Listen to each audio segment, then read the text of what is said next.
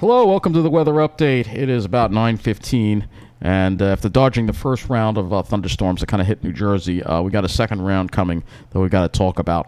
So if we go and we look at what was going on earlier today, we rewind the radar, you'll see that there was a pretty intense batch of thunderstorms that sort of moved through. Kind of weakened as it got to the shore a little bit. All we had was a little bit of light rain on Long Island.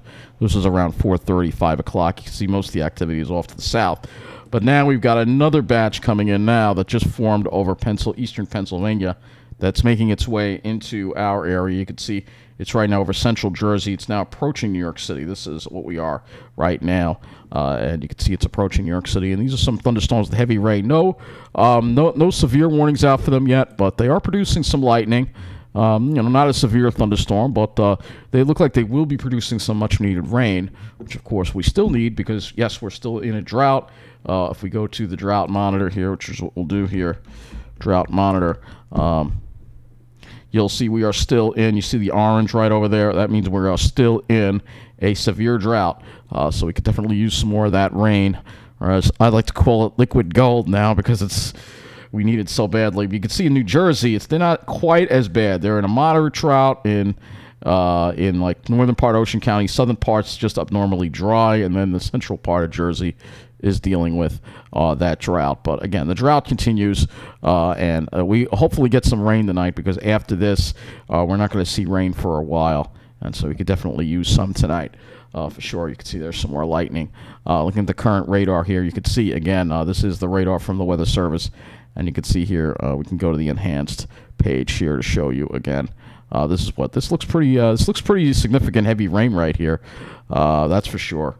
I didn't even pull up the weather and hazards map. I knew I was forgetting something, but we can look at this here on the radar, kind of pop up, and you can see there. So I'm really hoping this moves across Long Island, and we can really pick up some rain out of it, because we need more rain for sure. We definitely do. So yeah, let me pull that weather and hazards map up right now, and you can see here that we have pull this out here, and you can see I don't see any significant wind gusts with these storms, so that's why I don't think they're severe. It's just going to be, some lightning and hopefully some really heavy rain, which is what we could use right about now. So I'll just show you what the skies look like today, and you can see this is, we had the clouds, and then they kind of broke up in the evening hours, and this really gave to an amazing sunset here. Take a look at these clouds that you see here at sunset. It was really incredible. The sky was really starting to really had this kind of thundery sky look, as I like to call it. That's usually a sign of mid-level instability right there. Here's another picture. I can just highlight it like this. This will work. So there you go. Look at that. That's really beautiful right there. Take a look at that. There. That's amazing right there, huh? Isn't that? That is really amazing. And you can see just looking at these clouds here. Really just beautiful clouds. See here at sunset. And they're really unusual too. You had like a roll formation with them, which is kind of interesting. You can see the colors. That's really very brilliant. I was almost going to take a video of it, but I decided not to. But I caught these clouds on the way as I was walking over to as I was walking to Mill Lake, just to take a few pictures there of the dusk. And then tonight when I got back in Mineola, the sky sort of looked like this. So, yeah, it kind of had that thundery sky look. When you see a sky that looks like this, there's some instability in the air. And that's exactly where we're seeing that. And you can sort of see in this picture, you could see the anvil from the storms off to the west there. It was taken not that long ago. So let's now look at what we got currently going on as far as temperatures go. 66 degrees at Farmingdale, dew point 61, so we're getting a little humidity out there. But really kind of cool out there, though. The alley, it's still near 70 in the alley. So let's see, we got 67, 66. I guess the alley isn't that much warmer than everywhere else right now, just by a couple of degrees. See, yeah, mid-60s generally across the area. And 66 at Islip, dew points up to 64 there. So if we look at Islip here, we probably didn't get all that warm today. Yeah, we only got into the, looks like low 70s to mid 70s. That was it, because of the clouds. And then by the evening, it really cooled down quite a bit. We were in the 60s. Yeah, it was definitely cooler. I'm sure when we go and look at the way it was in New Jersey, I'm sure it's a lot hotter there. So let's compare that to New Jersey here, where all right, so 63 at Lakehurst right now. So it's cool there right now. But let's see how warm it got. Oh, it got a lot warmer there. It got up to 77 there. So we will put the highs on the map, the highs and the lows on the map. So let's go ahead and do that right now. So get our highs and lows on the map here. And you can see, yeah, Long Island generally in the mid-70s, a little more like upper 70s in New Jersey. And off to the north and west, you can see it was a lot cooler where they had the rain and the clouds more. So let's go look at the minimum temperatures, the low temperatures, and see what we got down to overnight last night, because there was some radiational cooling that did occur. And yep, you could see 50 in New Jersey there, 50 in the New Jersey Pine Barrens, 48 looks like that's Lakehurst. They got down to 48. That's pretty impressive. 41 for a low at West Hampton. Of course, West Hampton, always the cool spot. That is always the coolest spot easily. 41. Everybody else got down to the mid-50s. And it looks like 45 there in East Hampton, too, with a little bit of radiational cooling. Before those clouds kind of came in and kind of put a lid on it. Otherwise, we might have dropped even further. We had clouds come in after, like, I don't know, 2 or 3 in the morning. We had some clouds come in. So let's now go to the, and of course, we're going to watch this. Ooh, there's some more lightning strikes. So we can track this storm as we're doing the weather update, but I want to go to the Hurricane Center and talk about the tropics right now. Forget about Gaston. I'm not even talking about him. We're going to talk about Ian right now, because Ian is up to now 60 miles an hour, and this is the storm of major concern that we have to watch next. That looks like it's going to be impacting western Florida right now, and it's going to become a major hurricane. Hurricane warnings now in effect for western Cuba, and this could be a pretty significant storm for this area. And you can see here the cone. So Florida, you have until like Thursday, and then Wednesday you're going to start feeling the effects of it, and then Thursday into Friday looks like the worst of it. So let's go to the latest public advisory on Ian. As of 8 p.m., its location is 17 north, 80.8 west, 160 miles south of the Grand Cayman, and 430 miles southeast of the western tip of Cuba. Maximum sustained winds are 60 miles an hour. Moving northwest at 12. Minimum central pressure 991 millibars to 9.26 inches. And it's the extent of the winds is only 35, so it's a pretty compact storm. But it's going to grow quite a bit. That's the point. It's just getting started. If we look at tropical tidbits, we'll take a look at some of the imagery on Ian. Let's go to tidbits right now. And it seems like we are missing. There we go. All right, so here we go. Still, yeah, you can see some blow-ups here. So it still isn't looking too much like anything major, but it's going to intensify quickly now. We're going to start seeing that rapid intensification. You can see the white and the purple there. Those are the high cloud tops. That's the sign of a lot of convection as this thing really gets going. Really impressive. This is going to be a really bad storm, probably one of the worst of the season, as you know. And if we, let me go back to this. Let's go to Ian here, and let's take a look at the spaghetti models here. And you can see they all take it. They take it inland. They're kind of, you can see there a lot of them are diverging. You have tracks that are over as far south and west as Tampa, and as far north and west as like Panama City Beach. So as far as where the center will go. The models still don't have a handle on it yet at all. Now, as far as Fiona goes, that's I think that's pretty much out of the picture now. It is extratropical. But we'll go. Where did I do with the weather and hazards map? I don't think we'll see any effects from it. Let's go ahead and take a look and see. If we can, let's go to the Canada here. Still getting some strong winds, but it looks like it's died down now. I'm curious. I don't think this covers Greenland. I don't think it's going to show Greenland, this map. Oh, it does. Oh, wow. It's 50 degrees in Greenland right now. That's really disturbing. So that's the sign of the warmth that's coming into Greenland. That is not good at all for the ice sheet. Look at this, 40. That's not that cold at all. Nuke, 45 for Greenland? That is not that cold. So this is the warm air that's really coming in this area. The tropical storm is really bringing it in. Even though the storm isn't really around anymore. If we go look at the MODIS satellite, which is what we'll do next here, you will see here, this is what's left of it right here. You can see it's heading for Greenland. And again, this is what we had the clouds today, and then they kind of broke up. Gaston is over here. I'm not even going to talk about Gaston right now. It almost has an extratropical look to it. It's out in the middle of nowhere. And then this is Ian here, looking like it's really getting itself together. And it will. It's going to be quite a monster storm again. And if we go look at the intensity guidance, you'll see a lot of them are taking it as high as a category 4, 3, high end 3 to 4. So yeah, this could be a pretty intense storm right here that we're going to have to watch very, very closely for sure. But of course, we have storms on the horizon, little thunderstorms for us on the horizon here. You'll see. And here's a little bit of lightning here, not tremendous amounts of lightning, but we're going to be hearing some thunder and getting some rain shortly. Storm Prediction Center has taken out that risk for us, so we don't have to worry too much about any more severe weather. I think we're out of the woods with that, but thunderstorms are still possible for sure. So let's go take a look at the models, and we'll take a look to show you what's going to be happening here as we watch all the different factors in the atmosphere this evening. So let's go to the North American view, and we will go and we will look at the 250 MB wind, the upper level winds, because you see that there is a trough over us, and that's what's bringing some of this instability through.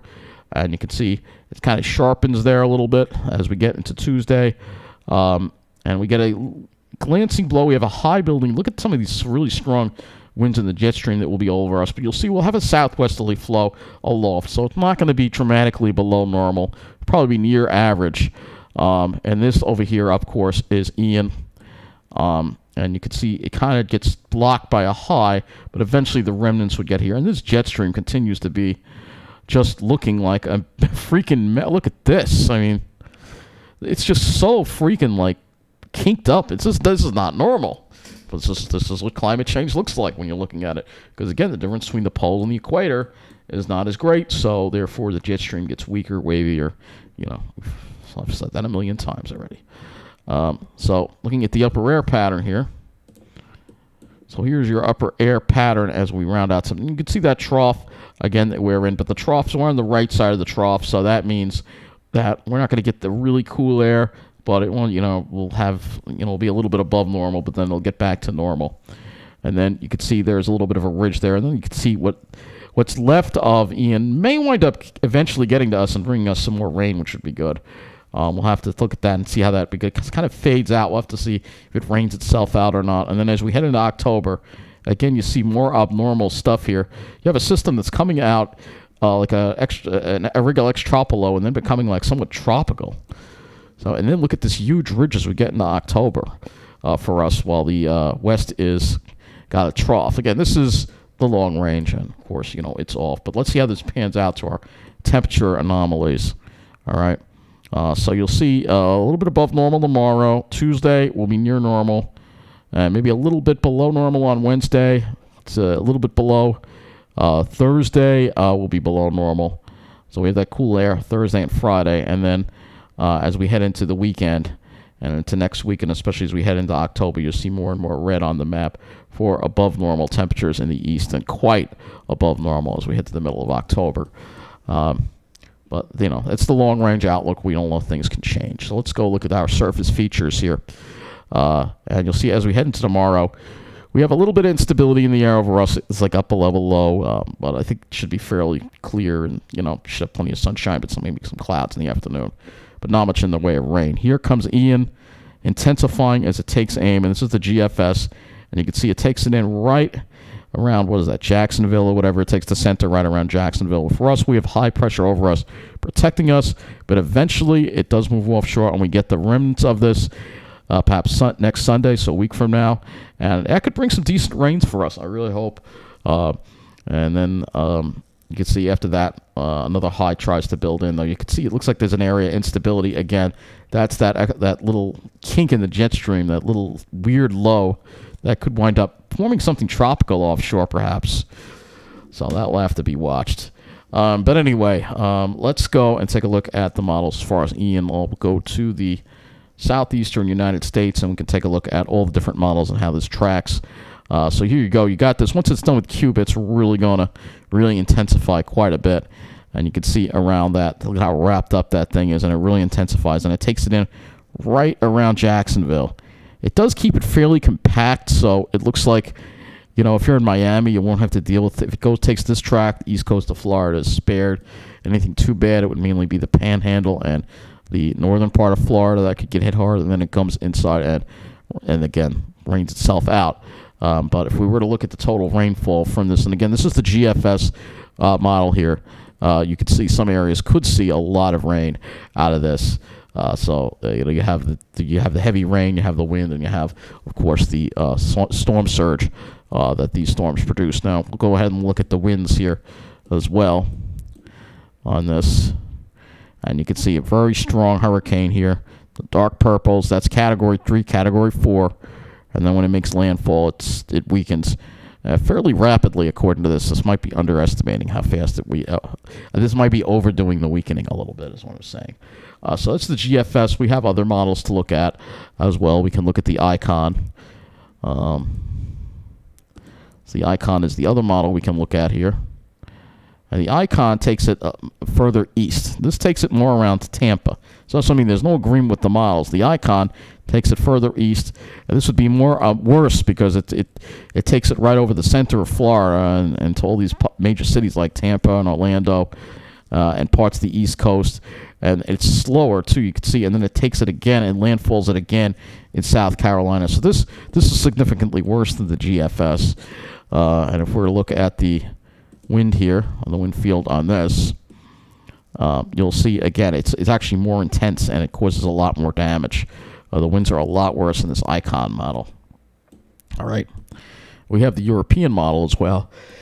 Excuse me, and look at the winds and its storm track on this too. This is the European model on this. Euro is got a different look to it. It's way more compact and tight, and it looks closer to where the GFS would be. All right. Again, this is what it looks like on the European model. Of course, these models don't go as far out, and you know we'll have a better idea. But if you're on, I would say the west coast of Florida definitely needs to pay attention to this. The East Coast may have to as well. The whole state of Florida, just keep an eye on this thing. We're going to have to watch the forecast closely because we all know they can change. So let's get close to our area and talk about our weather now. Now, I don't have enough of the latest HRRR in because we are running a little early tonight. All I have is 29 hours of it, but that is enough just to show you this instability that we have. So here's the showers and thunderstorms tonight that we'll be dealing with. And then tomorrow, just a slight chance of an isolated shower thunderstorm. Maybe tomorrow night, a very slight chance. Barely noticeable at all. For the rest, I'm going to use the GFS for this, all right? As far as dew points and everything else go. So here are our dew points, and you see, you feel a little moisture tonight, and winds eventually after these by morning go a little more to the west. That lowers the dew points a little bit, though it does tend to go a little more to the southwest again in the afternoon a little bit, and you can see southwesterly winds, and then another push of dry air comes in on Tuesday with westerly winds. That'll drop dew points much lower, and then we have the dry air in place again. Here we are Wednesday. Here we are Thursday. Again, northerly winds at high kind of goes to the north. You can see the high and then the influence of Ian to the south. And then as we head toward the weekend, we'd have those easterly winds. And then this, you can see all the real hot tropical humidity that would come in with Ian around Sunday or Monday, perhaps, if it makes it here. If we do get into that or not, that is the question. And then after that, you can see it kind of stays kind of above normal with the high humidity again. So looking at the temperatures, says for October. So looking at the temperatures for tomorrow, highs will get into the mid-70s. And then for Tuesday, it's a little bit cooler, closer to normal, highs around 70. And Wednesday, upper 60s to around 70, cooling off at night like we had before, probably lows in the 50s and 40s. And then for Thursday, mid to upper 60s, that'll probably be the coolest day. Friday, we start warming up a little more. But still staying, fairly close to our averages for this time of the year. But then, as you see, behind Ian would bring in the warmth. So once you get to you can see when we have the rains, we'll be cool. But then behind Ian, we warm up and we go above normal as we head into that later part of October again. You can even see the possibility of some 80s, perhaps mid-70s at least, if not, hopefully not 80s, but mid-70s, which will be at that time 10 degrees above normal for this time of the year. So let's go look at the skies. And first starting off with the GFS here, low resolution model, obviously. But you can see, all right, this is tomorrow. It's showing fairly clear skies tomorrow. Tuesday, maybe a few more clouds. And here's the cloud shield from Ian, and again, we'll be on the northern edge of that. We'll have to see how far south it gets pushed. Hopefully here on Long Island we can have clear skies, at least for a little bit, and then it will eventually. Again, this is a low-resolution model, so, it's, that really overdoes the high clouds. I mean, we can look at the FV3, but we don't have enough of that in. What I will do is look at the RGM as well, and you can see so after starting off with some clouds, we'll have some sun tomorrow, but maybe there's a bit of an afternoon cumulus buildup, and yes, the chance of a shower, thunderstorm with a little trough that would come through around the dinner time hour, evening rush. And then as far as Tuesday goes, looks like starting off with some high clouds, and then we have a nice clear sky by the afternoon. And then for Wednesday, it looks like mostly sunny, just on the northern edge of that, and again, we'd have to watch for that instability cumulus that could develop or not, but other than that, it should be pretty fair. So let's get to the latest back onto these storms here. Looks like we just had a lightning strike around here, so I might be hearing some thunder. Haven't heard any thunder yet, but should be hearing some thunder soon. Let's go to the latest radar right now. We'll take a look at these. We wrap. At least we're going to get some rain, which is good. So let me go to the latest radar, and we'll take a look at where this rain is at. And yeah, let's go to high resolution here. All right, and put that in motion. So you can see there is the rain moving in. Looks like it's got some reds here, so we're going to get some heavy rain in a little bit here. It's much needed. Unfortunately, it doesn't seem to be over the South Shore. It's mostly going, it looks like, the northern half of Long Island again. But yeah, there's some pretty good rain in there for sure. And yeah, I actually did want to take a look at the rainfall totals for today while we can. And we'll update this too. We can update this Ventu Sky radar as well to show you where it is. That's the latest update. That's definitely old. You can also go to AccuWeather as well. And it'll go to AccuWeather, and we'll take a look at AccuWeather. AccuWeather says here, this is their radar. I happen to like their radar the best. Yeah, this is what it's showing. So if you're in the northern part of Queens right now, you're getting some pretty heavy rain. I see some purples in there, so you get some pretty heavy downpours. And you can see this actually goes all the way back. So if we're lucky, this will train over us tonight, and we'll actually pick up some decent amount of rain. So I'm really hopeful that we can get this all to train over us, and we can get some showers and thunderstorms for the next couple of hours and really get some rain out of this. So I'm really hoping we can. Let's go to the tropical tidbits models, and we may have a few more little clicks of the HRRR in here. And actually, we should have enough to show total accumulated precip, which, yeah, this is not showing much, but this might be underdoing it. Let's see the NAM 12. NAM's not showing much either. For whatever reason, it thinks this stuff is going to fizzle. It's not going to bring us much rain, but I think it's wrong. Because this looks pretty impressive right here. We'll play this, and you'll see here. We'll see what it does. We'll see if it fizzles it or not, because the models seem to want to have this fizzle by the time it gets over us. Yeah, it seems like it goes off to the north. We'll have to see. You see, it looks like it's popping some more up, so this is an AccuWeather model, but this is encouraging. I really hope we can get some rain tonight because we're still in this drought, and yeah, we're still in this drought. I don't want to go to that site, but I did want to go to the Wonder Map. Just take a look at our rainfall totals, and then we'll wrap up this weather update here. So there's the radar, by the way. So let's see. You can see these where it has rained. It looks like they're getting a decent amount. Let's see how much rain they got at the Jersey Shore today. Not too much. Further south, not too much. Looks like they got 0.44 is not too bad. Palms River got 0.30. So they're not as bad as we are. We are really, we have Long Island in particular needs the rain badly. So let's hopefully this rain can hold together and we can get some. And again, Oddly enough, even though it's showing up a lightning detector, I'm not hearing any thunder. So it's not a tremendous amount of lightning with these storms. But there are thunderstorms, so we'll have some. You'll expect some thunder and lightning and some rain tonight. And let's hope we can pick up at least a half an inch to maybe an inch if we're lucky. But that is going to wrap up this weather update. Have a good night, and thank you for watching.